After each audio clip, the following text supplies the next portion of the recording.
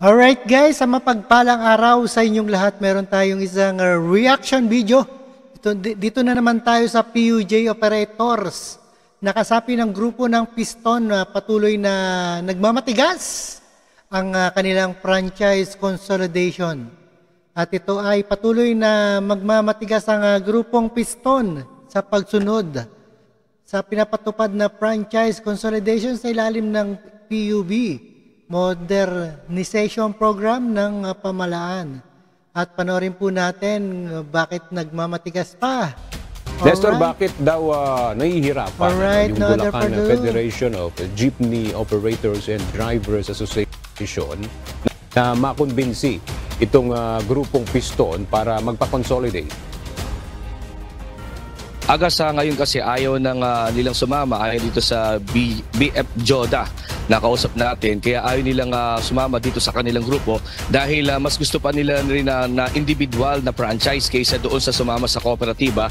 Kaya hindi. Alright, di talaga sasama yung mga yan dahil sila ay ayan, matitigas ang ulo dahil asal kalye talaga yung mga yan. Dapat at diretso ang pagpapatupad ng franchise consolidation. Hindi nila makumbinsi ang mga ito na magpa-consolidate. Umabot na sa 85% o hindi bababa sa 3,000 jeepney driver ang nakasama sa franchise consolidation sa Bulacan mula sa samahan ng Bulacan Federation Jeepney Operator Driver Association. Galing ang mga ito sa mahigit 20 ruta sa Bulacan. Ilan dito ay sa Sabang Palay, Santa Maria, Baliwag, Maykawayan, Kalumpit, Bulacan at Malolos. Pero ayon kay Billy Tatil, presidente ng BF Joda, ang grupong Piston at Manibela na samahan biyahing Kalumpit, Maykawayan, MacArthur Highway ang bukod tanging hindi sumama para magpa-consolidate.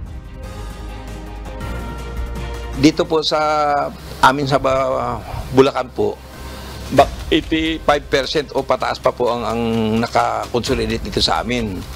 So, ito po yung Piston.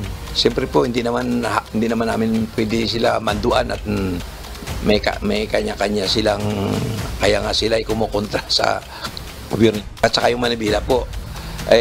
Minsan po tumatawag kayo sa akin nga humingi kayo ng tao. Hindi kami pwede po sumama sa inyo dahil kami po ay nakapaloob sa kooperatiba. Ayon pa sa presidente ng BF Joda, isaan niya sa dahilan kung bakit ayaw din nilang magpa-consolidate ay dahil hindi na nila masasarili ang kanilang prangkisa kapag sila ay nagpa-consolidate. Anya, nagkakamali sila sa kanilang pagkakaalam. Kasi maraming usap-usapan na pagka napakonsolidate daw, hindi daw nila mahawakan yung kanilang yung prangkisa, hindi pa kagaya ng individual na sarili nila. Yun ang pagkakaintindi ng kulang sa kaalaman. Mayroon silang sarili nilang pag-iisip na ayaw nila sumunod doon sa gobyerno. Samantala, umaasa naman ang BF Joda na marami pa rin ang hahabol para magpa-consolidate nitong December 23 lang. Hanggang kahapon ay nasa 100 na ang humabol sa lalawigan. Naniniwala sila na pagsapi nila sa kooperatiba ay hindi mangangahulugan na mangyayari na i-phase out ang kanilang traditional jeep na ginagamit. Dahil kaya sila nagpapa-consolidate ay sa pag-asang pahihintulutan pa rin sila ng gobyerno na makapambasada ng tuloy-tuloy. At yung mga latest live mula dito sa Bulacan. Balik sa iyo. Aga? Alright, napakinggan po natin na ito po ang PUB Operators na kasapi ng grupong Piston. Patuloy nagmamatigas diyan sa Bulacan versus sa franchise consolidation.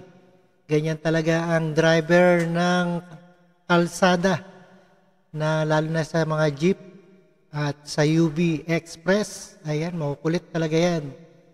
At maraming salamat sa panonood at pakikinig dito kay Karob Trip, and see us again to the next one.